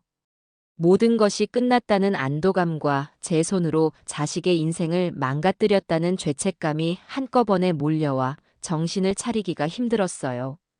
민준 군이 제 어깨에 겉옷을 걸쳐주며 말했습니다. 할머니 고생 많으셨어요. 이제 경찰서에 가셔서 참고인 진술만 하시면 됩니다. 제가 옆에 꼭 붙어 있을게요. 경찰서는 차갑고 딱딱한 공기로 가득했습니다. 저는 오드리의 화려한 옷을 그대로 입은 채 수사팀 사무실 한쪽에 앉아 있었죠. 형사들은 제게 따뜻한 차를 건네며 아주 정중하고 조심스럽게 질문을 시작했습니다. 저는 처음 옷장에서 봉투를 발견했던 순간부터 오늘 있었던 모든 일을 기억나는 대로 차분하게 진술했어요. 제 진술이 담담하게 이어지는 동안 유리문 너머 조사실의 풍경이 언뜻언뜻 보였습니다. 한쪽에서는 시은이가 고개를 빳빳이 든 채 변호사와 무언가 심각하게 이야기를 나누고 있었어요. 조금도 뉘우치는 기색이 없는 얼굴이었죠. 그리고 다른 한쪽에서는 용우가 형사 앞에서 고개를 숙인 채 모든 것을 자백하며 하염없이 눈물을 흘리고 있었습니다. 그 두 사람의 모습이 앞으로 그들이 걷게 될 길이 얼마나 다를지를 미리 보여주는 것만 같았어요. 제가 경찰서에서 조사를 받고 있는 동안 바깥 세상은 이미 발칵 뒤집혀 있었습니다. 김민준 군이 속한 인터넷 신문 진실의 눈에 단독 강남 입시 비리의 추악한 실체, 70대 할머니의 용기 있는 잠입 취재로 드러나라는 제목의 기사가 올라온 것이었죠. 기사는 폭발적인 반응을 일으키며 순식간에 모든 포털 사이트의 메인 화면을 장식했습니다. 제가 집으로 돌아왔을 때 저희 집 앞은 이미 수많은 기자와 방송 카메라들로 인산인해를 이루고 있었어요. 민준 군과 경찰들의 도움으로 겨우 집 안으로 들어올 수 있었지만 밖에서는 제 이름을 부르는 소리와 카메라 플래시 터지는 소리가 끊이지 않았습니다. 전화기는 쉴 새 없이 울려댔죠. 저는 모든 전화를 무시하고 전원 코드를 뽑아버렸습니다. 하루아침에 저는 제 아들을 고발한 용감한 할머니이자 비정한 어머니가 되어 세상의 구경거리가 된 것이었어요. 가장 견디기 힘들었던 것은 주변 사람들의 시선이었습니다. 평소 가깝게 지내던 친구들에게서 연락이 왔어요. 저는 위로라도 받을 수 있을까 하는 마음에 전화를 받았지만 수화기 너머로 들려온 것은 따뜻한 위로가 아닌 차가운 비난이었습니다. 영자야, 네가 어떻게 그럴 수가 있니? 아무리 자식들이 잘못했어도 그렇지. 어떻게 네 손으로 자식을 감옥에 보낼 생각을 해? 쯧쯧, 정말 독하다 독해. 그러게 말이야. 남도 아니고 피부치를 이제 용우 얼굴은 어떻게 보려고 그래. 너 그러다 천벌 받아. 그들의 말은 날카로운 비수가 되어 제 가슴에 박혔습니다. 그들은 제 고통과 고민은 조금도 헤아리지 않은 채 그저 어미가 자식을 고발했다는 사실만으로 저를 손가락질했어요. 저는 아무런 대꾸도 하지 않고 조용히 전화를 끊었습니다. 정의를 지키는 길은 때로 아주 외롭다는 것을 뼈저리게 깨닫는 순간이었죠. 온 세상이 저를 비난하는 것 같아 숨이 막히던 그때 초인종이 울렸습니다. 또 기자들이겠거니 생각하며 무시하고 있는데 문 밖에서 아주 작은 목소리가 들려왔어요. 저 계세요? 김서연 엄마예요. 김서연. 그 이름에 저도 모르게 벌떡 일어나 현관으로 향했습니다. 문을 열자 그곳에는 며칠 전 우리가 찾아갔던 서연 학생과 그 어머니가 서 있었어요. 어머니의 손에는 작은 과일 바구니가 들려 있었죠. 어르신, 뉴스를 봤습니다. 혹시나 했는데 저희를 찾아오셨던 분이 맞으셨군요. 서연 학생의 어머니는 저를 보자마자 눈물을 글썽였습니다. 그녀는 제 손을 꼭 잡으며 몇 번이고 고개를 숙였어요. 감사합니다. 정말 감사합니다, 어르신. 평생 가슴에 묻어둘 뻔했던 저희 서연이의 억울함을 풀어주셔서 정말 감사합니다. 이 은혜를 어떻게 갚아야 할지 모르겠습니다. 그녀의 진심 어린 감사 인사에 저를 둘러싸고 있던 차가운 벽이 조금씩 녹아내리는 기분이었습니다. 그때 어머니 뒤에 조용히 서 있던 서연 학생이 저를 향해 허리를 깊이 숙여 인사를 했습니다. 예전에 봤을 때와는 달리 그 아이의 눈에는 희미하게나마 총기와 희망이 다시 깃들어 있었어요. 할머니, 정말 고맙습니다. 그 짧은 한마디가 친구들의 날 선 비난과 세상의 시끄러운 소음들을 모두 잠재워 주었습니다. 제가 한 일이 결코 헛되지 않았음을, 제가 지키고자 했던 것이 무엇이었는지를 다시 한번 깨닫게 해주었죠. 아들을 향한 미안함과 가슴 아픈 마음은 여전했지만 서연 학생 가족의 눈물을 닦아줄 수 있었다는 사실이 제게는 작은 위안이 되었습니다. 저는 그들을 집 안으로 들여 따뜻한 차 한 잔을 대접했어요. 비록 제 집은 폭풍의 한가운데에 있었지만 그 순간만큼은 아주 작은 평화가 우리 사이에 조용히 내려앉고 있었습니다. 재판이 시작되는 날 아침 세상은 온통 저와 제 아들 내외의 이야기로 떠들썩했지만 제 마음은 오히려 기이할 정도로 고요했어요. 그동안 저를 짓누르던 불안과 분노의 감정들이 모두 빠져나가고 이제는 단단하고 투명한 무언가만 남은 기분이었죠. 법정의 증인으로 서야 하니 저는 오랜만에 옷장 깊숙한 곳에 넣어두었던 남편의 사무제 때 입었던 옥색 한복을 꺼내 입었습니다. 요란한 오드리의 껍데기를 완전히 벗고 오롯이 오영자라는 이름으로 한 아이의 어미이자 이 사회의 어른으로서 그 자리에 서고 싶었기 때문입니다. 집을 나서기 전 저는 벽으로 돌려두었던 가족 사진을 다시 제자리로 돌려놓았어요. 웃고 있는 아들의 얼굴을 한참이나 들여다보았습니다. 제 손으로 아들을 법정에 세우는 이 길이 결국에는 저 사진 속의 환한 웃음을 되찾아주기 위한 길이라고 저는 그렇게 믿고 싶었습니다. 법원 앞은 예상대로 아수라장이었어요. 저를 태운 민준 군의 차가 나타나자 수십 명의 기자들이 벌떼처럼 몰려들어 창문을 두드려댔습니다. 심정이 어떠십니까? 아드님을 용서하실 건가요? 귀를 막고 싶은 질문들이 쏟아졌지만 저는 아무 말 없이 법원 경위들의 보호를 받으며 안으로 들어갔습니다.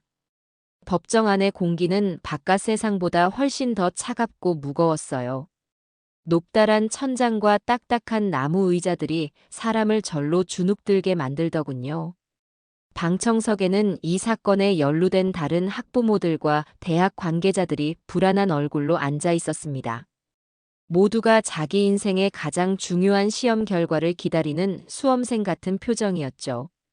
잠시 후 피고인석의 문이 열리고 용우와 시은이가 모습을 드러냈습니다. 몇 달 만에 보는 아이들의 모습은 너무나도 달라져 있었어요. 용우는 살이 쏙 빠져 있었고 죄수복을 입은 어깨는 축 늘어져 금방이라도 부서질 것만 같았죠. 그는 저와 눈이 마주치자 고개를 푹 숙여버렸습니다. 반면 시은이는 달랐어요. 조금 수척해지긴 했지만 여전히 꼿꼿한 자세와 흐트러짐 없는 모습이었습니다. 비싼 변호사를 선임했다는 소식은 들었는데 그래서인지 일말의 희망이라도 품고 있는 듯 보였죠. 그녀는 저를 보자 경멸과 원망이 뒤섞인 아주 차가운 눈빛으로 쏘아보았습니다. 마치 어디 한번 해보라고 말하는 것 같았어요. 저는 그 시선을 피하지 않고 똑바로 마주 보았습니다. 재판이 시작되고 검사는 장장 1시간에 걸쳐 아들 내외의 범죄 사실을 상세하게 설명했습니다. 위조된 서류 뭉치와 돈이 오고 간 장부들이 증거물로 제출될 때마다 방청석에서는 작은 탄식들이 터져 나왔어요. 검사는 이 사건이 단순히 몇몇 개인의 일탈이 아니라 공정한 경쟁을 생명으로 하는 우리 사회의 근간을 흔드는 심각한 범죄라고 힘주어 말했습니다. 그 말이 제 마음을 대변해주는 것 같아 저는 조용히 고개를 끄덕였죠. 검사의 모두 진술이 끝나고 시은이 측 변호사가 자리에서 일어났습니다. 아주 비싸고 유능해 보이는 중년의 남자였죠. 그의 변론은 예상대로였습니다. 모든 죄를 실무자였던 박지원 씨와 제 아들 용우에게 떠넘기고 시은이는 그저 남편의 사업을 돕다가 이용당했을 뿐이라고 주장했어요. 그리고 결정적으로 이 사건의 모든 증거는 불법적인 함정 수사를 통해 얻어진 것이므로 증거 능력이 없다고 목소리를 높였습니다. 존경하는 재판장님, 이 사건의 유일한 직접 증거는 피고인의 시어머니인 증인 오영자 씨가 불법적인 방법으로 녹음한 파일뿐입니다. 증인은 처음부터 아들과 며느리를 감옥에 보낼 악의적인 목적을 가지고 의도적으로 접근하여 범행을 유도했습니다. 이것이 과연 정당한 법 집행이라 할 수 있겠습니까? 변호사의 말은 교묘하게 사실을 왜곡하며 저를 자식을 함정에 빠뜨린 비정한 늙은이로 몰아가고 있었습니다. 방청석이 웅성거리기 시작했고 몇몇 사람들은 동조하는 듯 고개를 끄덕이기도 했죠. 제 심장이 차갑게 식는 기분이었습니다. 드디어 제가 증인석에 설 차례가 왔습니다. 법정 안의 모든 시선이 제게로 쏠렸어요. 저는 떨리는 다리에 힘을 주며 천천히 증인석으로 걸어 나갔습니다. 선서를 하고 자리에 앉자 시은이의 변호사가 아주 부드럽지만 교활한 미소를 지으며 제게 다가왔습니다. 증인 연세가 어떻게 되시죠? 77입니다. 아, 그러시군요. 고령이신데 몇 달 전 일을 그렇게 상세하게 기억하고 계신다는 게 놀랍습니다. 혹시 기억에 혼동이 온 것은 아니겠지요? 그는 대놓고 제 나이를 걸고 넘어지며 제 기억력을 의심하고 있었습니다. 저는 흔들리지 않고 차분하게 대답했어요. 제 아들이 괴물이 되어가는 과정을 어미가 어찌 잊겠습니까? 변호사님은 잊으실 수 있겠어요? 제 대답에 변호사는 잠시 말문이 막힌 듯 했으나 이내 다시 공격을 시작했습니다. 그는 제가 아들 내외를 속이고 녹음한 사실을 집요하게 물고 늘어졌죠. 증인은 왜 처음부터 경찰에 신고하지 않았습니까? 왜 굳이 배우처럼 연기를 하면서까지 아들과 며느리를 직접 만나셨던 거죠?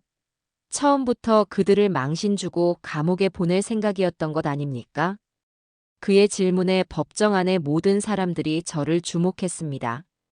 저는 잠시 숨을 고르고 피고인석에 앉아있는 용우와 시은이를 똑바로 바라보며 입을 열었습니다. 처음에는 제 눈을 의심했습니다. 내 아들, 내 며느리가 그런 끔찍한 짓을 했을 리 없다고요. 그래서 제 눈으로 직접 확인하고 싶었습니다.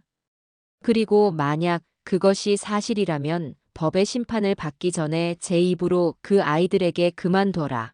그 길은 지옥으로 가는 길이다라고 말해주고 싶었습니다. 어미로서요. 제 목소리가 조금 떨려 나왔습니다. 하지만 그 아이들은 제 기대를 무너뜨렸습니다. 제 앞에서 조금의 망설임도 없이, 죄책감도 없이 자신들의 범죄를 자랑스럽게 늘어놓았습니다. 그때 깨달았습니다. 이 아이들은 스스로 멈출 수 없겠구나. 제가 어미이기에 앞서 이 사회의 어른으로서 이 잘못된 고리를 끊어내야만 한다고요. 변호사님, 저는 제 자식을 함정에 빠뜨린 것이 아닙니다.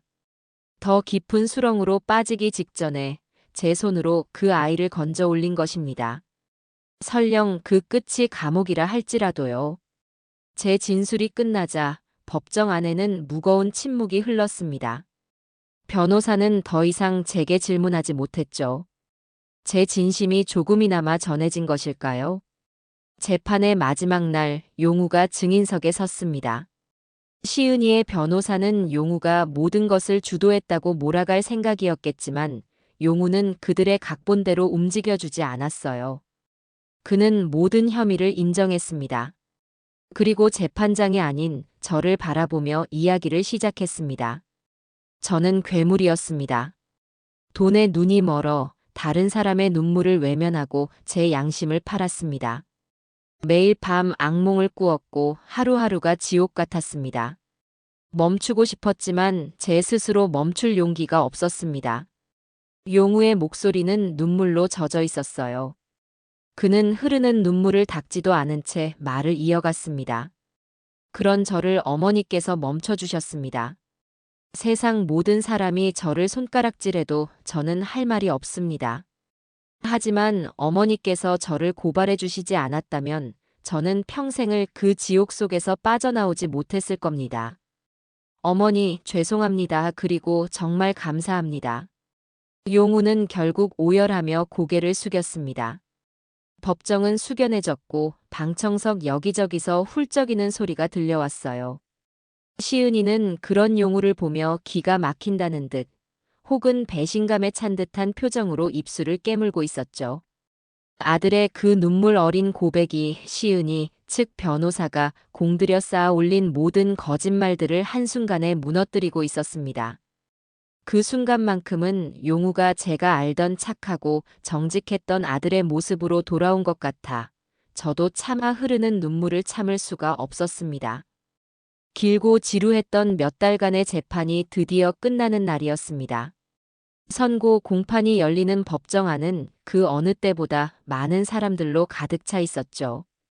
지난 몇 달간 시은이와 용우의 재판은 우리 사회의 부끄러운 민낯을 드러내며 연일 화제의 중심에 서 있었습니다. 그 끝을 보기 위해 모여든 기자들과 방청객들의 눈은 모두 재판장의 입을 향해 있었어요. 저는 그날도 말없이 방청석 가장 뒷자리를 지키고 있었습니다. 어떤 결과가 나오든 저는 이 모든 것을 감당해야만 했으니까요. 피고인 전시은 징역 7년에 처한다. 재판장의 무겁고 단호한 목소리가 법정 전체에 울려 퍼졌습니다.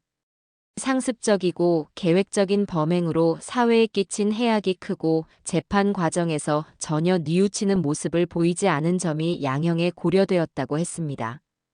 그 말을 듣는 순간 시은이는 두 눈을 부릅뜨며 무언가 소리치려 했지만 옆에 있던 교도관에게 곧바로 제지당했죠. 그녀의 얼굴에는 후회나 반성이 아닌 오직 저를 향한 증오와 분노만이 가득했습니다.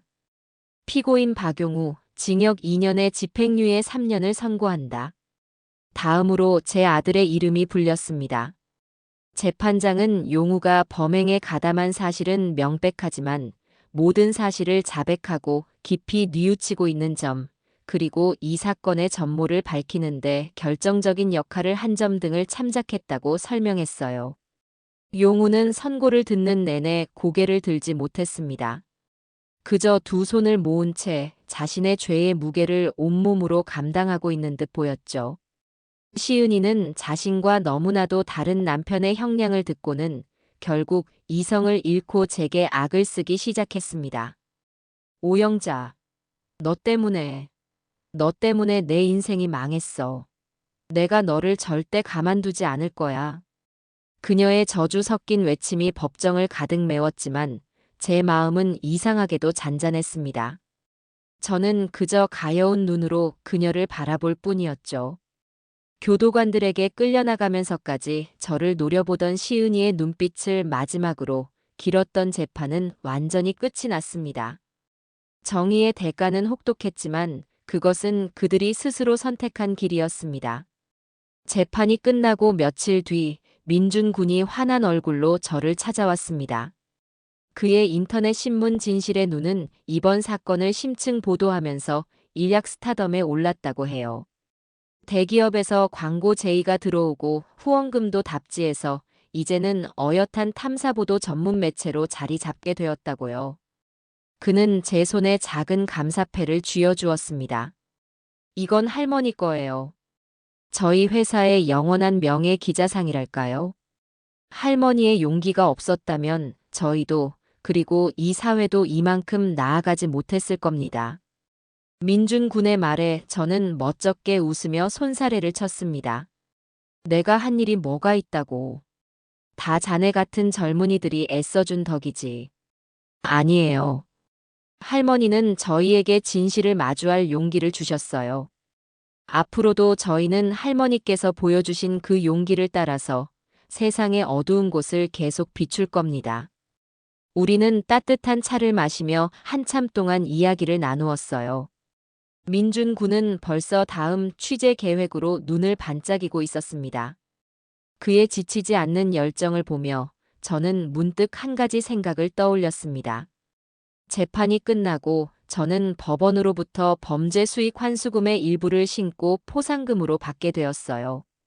평생 제가 만져본 돈 중에 가장 큰 액수였지만 그 돈에는 제 자식들의 눈물과 다른 이들의 피눈물이 섞여 있었기에 차마 쓸 수가 없었죠.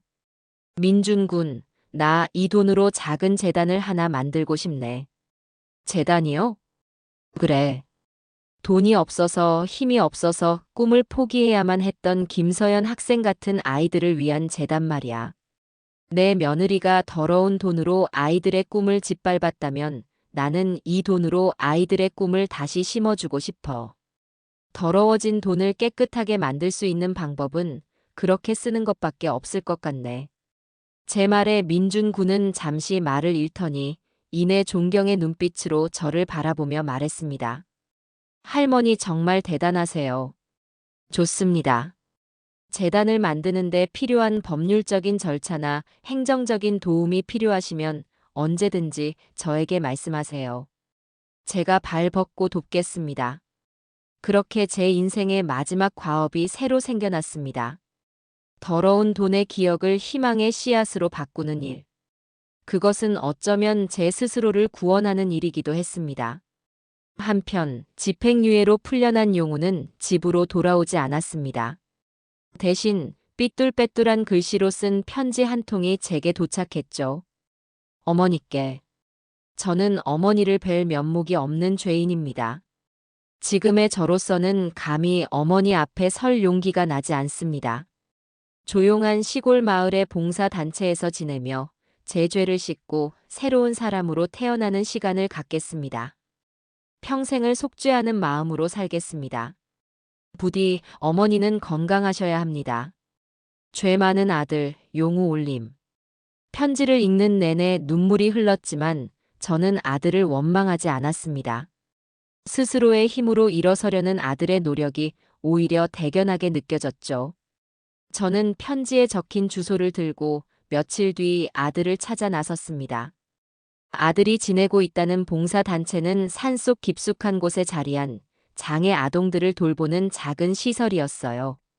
제가 찾아갔을 때 용우는 구슬땀을 흘리며 시설의 낡은 바닥을 닦고 있었습니다. 예전처럼 비싼 옷을 입지도 좋은 시계를 차고 있지도 않았지만 그의 얼굴은 지난 몇 년간 제가 보아왔던 그 어떤 모습보다도 편안하고 평화로워 보였어요. 용우야. 제 목소리에 용우는 고개를 들었습니다. 저를 보자 그는 너무나도 놀라 손에 들고 있던 걸레를 떨어뜨렸죠. 그리고는 차마 제게 다가오지 못하고 그 자리에 우두커니 서 있기만 했습니다. 밥은 먹고 다니니? 저는 천마디의 말보다 그 한마디가 먼저 나왔습니다. 그리고는 제가 집에서부터 싸온 보온 도시락을 꺼냈어요. 아직 온기가 남아있는 밥과 용우가 어릴 때부터 좋아했던 불고기와 계란말이. 우리는 시설의 작은 식당에 마주 앉았습니다. 한참 동안 아무 말도 오고 가지 않았죠. 그저 밥 먹는 소리만이 어색한 침묵을 채웠습니다. 용우는 고개를 숙인 채 어린아이처럼 눈물을 뚝뚝 흘리며 밥을 먹었어요. 저도 그런 아들의 모습을 보며 조용히 눈물을 삼켰습니다. 완벽한 용서는 아니었지만 우리는 그렇게 서로의 상처를 확인하고 아주 느리고 조심스럽게 서로를 향한 첫걸음을 내딛고 있었습니다. 시간은 강물처럼 흘러 계절이 두어 번 바뀌었습니다. 제 삶에도 많은 변화가 있었죠. 가장 큰 변화는 저희 집 1층. 한때는 불법과 탐욕의 소굴이었던 상담회사 사무실이 이제는 아주 작고 소박한 재단의 사무실로 바뀐 것이었습니다. 저는 민준군과 여러 사람의 도움을 받아 제게 주어진 포상금 전부를 출연해 장학재단을 만들었어요. 이름은 민들레 홀씨 재단이라고 지었답니다. 민들레 홀씨 하나가 바람을 타고 멀리 날아가 낯선 땅에 뿌리를 내리고 아름다운 꽃을 피워내듯 우리의 작은 도움이 어려운 환경의 아이들에게 희망의 씨앗이 되기를 바라는 마음에서였죠. 재단의 첫 번째 장학생을 선발하고 작은 장학금 수여식을 열던 날을 저는 평생 잊지 못할 겁니다. 수혜자는 단 3명뿐인 아주 작은 시작이었지만 제게는 그 어떤 행사보다도 의미가 깊었어요. 그리고 그 자리에는 아주 특별한 손님이 함께했습니다. 이제는 어엿한 명문대생이 되어 누구보다 밝고 씩씩한 모습으로 변한 김서연 학생이었죠. 서연이는 재단의 첫 번째 자원봉사자이자 후배들을 위한 멘토가 되어주기로 약속했어요. 제가 받은 도움을 이제는 다른 친구들에게 나눠주고 싶어요, 할머니. 할머니께서 제게 가르쳐 주신 것처럼요. 서연 학생이 환하게 웃으며 말하는데 어찌나 대견하고 예쁜지 눈물이 핑 돌더군요. 아이들이 장학 증서를 받아들고 환하게 웃는 모습을 보며 저는 비로소 제 마음속에 남아있던 마지막 응어리가 천천히 녹아내리는 것을 느꼈습니다. 더러운 돈이 있던 자리에 이제는 아이들의 깨끗한 웃음소리가 채워지고 있었어요. 세상의 시선도 조금씩 변하기 시작했습니다. 처음에는 자식을 고발한 독한 어미라며 저를 손가락질하던 친구들이 하나둘씩 저를 찾아오기 시작했어요. 어느 날은 가장 친했던 친구 옥자가 직접 담근 김치통을 들고 멋쩍게 저희 집 대문을 들어섰습니다. 영자야, 그동안 내가 미안했다.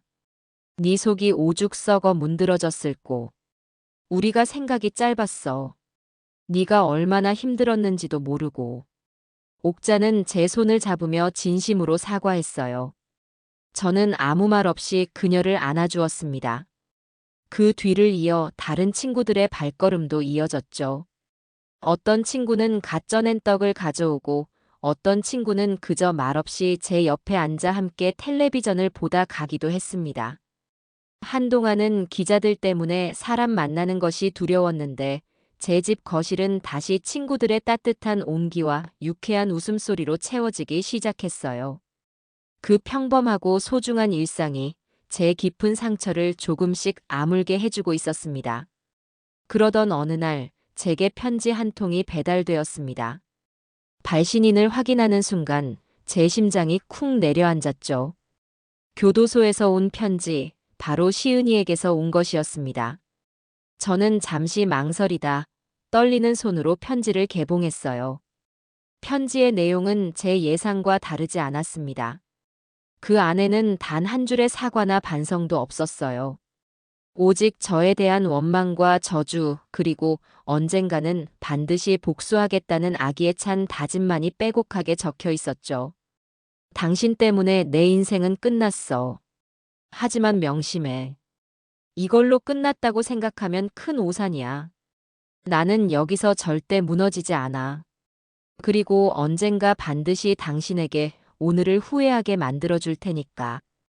편지를 읽는 내내 등줄기가 서늘했지만 저는 더 이상 두렵지 않았습니다. 예전 같았으면 그 악의에 찬 글자들에 밤잠을 설쳤을 테지만 이제 저는 단단해져 있었어요. 저는 편지를 조용히 반으로 접고 또 반으로 접어 아주 잘게 찢어버렸습니다. 그리고는 쓰레기통에 미련 없이 던져 넣었죠. 시은이의 증오는 이제 더 이상 제 삶에 어떠한 영향도 미칠 수 없었습니다. 그녀는 스스로 만든 감옥에 영원히 갇혀 살게 될 테지요. 그 편지를 받은 바로 다음 날 용우가 예고 없이 저를 찾아왔습니다. 시골 봉사단체에서 지낸 지 어느덧 1년이 훌쩍 넘어 있었죠.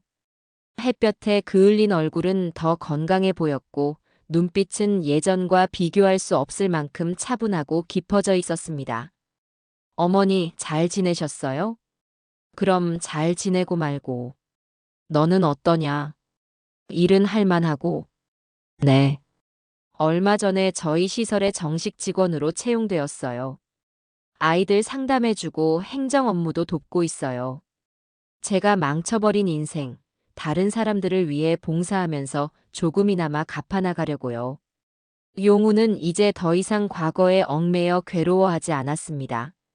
자신의 죄를 직시하고 그것을 갚기 위해 하루하루를 성실하게 살아내고 있었죠. 그는 제 재단 사무실 책상 위에 놓인 작은 화분 하나를 보며 말했어요. 어머니, 저도 주말마다 와서 재단 일 좀 도와드리면 안 될까요? 제가 아이들 상담했던 경험이 조금은 도움이 될지도 모르잖아요. 그 말을 듣는 순간 저는 정말 오랜만에 소리내어 환하게 웃었습니다. 제 아들이 드디어 진정한 어른이 되어 제 앞에 서 있었어요. 그러렴. 언제든지 환영이다, 아들아. 우리는 한때 범죄의 소굴이었던 그 사무실에 마주 앉아 앞으로 재단에서 어떤 아이들을 어떻게 도울지에 대한 이야기를 나누었습니다. 창밖으로는 따스한 오후의 햇살이 쏟아져 들어오고 있었죠. 제 삶에 남은 상처들은 아마 평생 완전히 사라지지는 않을 겁니다.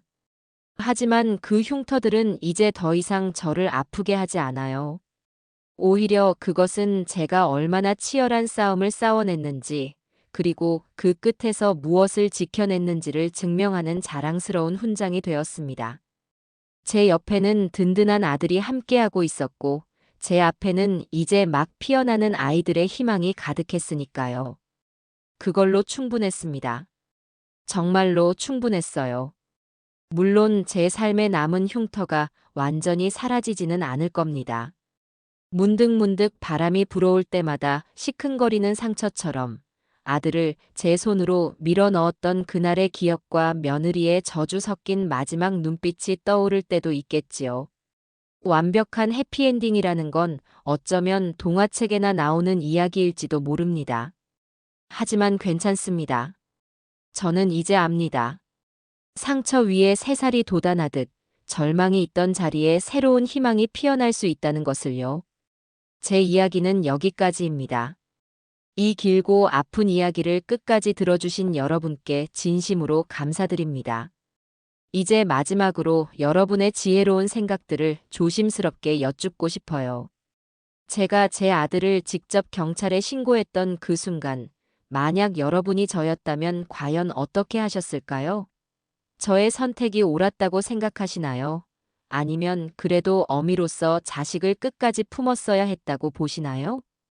또 제 아들 용우는 과연 진심으로 뉘우치고 앞으로는 올바른 길을 걷는 새 사람이 될 수 있을까요? 그리고 끝까지 반성하지 않았던 제 며느리에게는 지금의 벌이 충분하다고 생각하시는지요? 가족이라는 이름으로 우리는 어디까지 용서하고 또 어디까지 눈 감아 주어야 하는 걸까요? 살아가면서 늘 부딪히게 되는 이 어려운 질문에 대한 여러분의 소중한 의견을 들려주세요.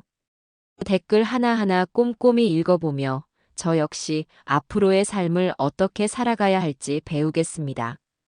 여러분의 따뜻한 참여를 기다리겠습니다.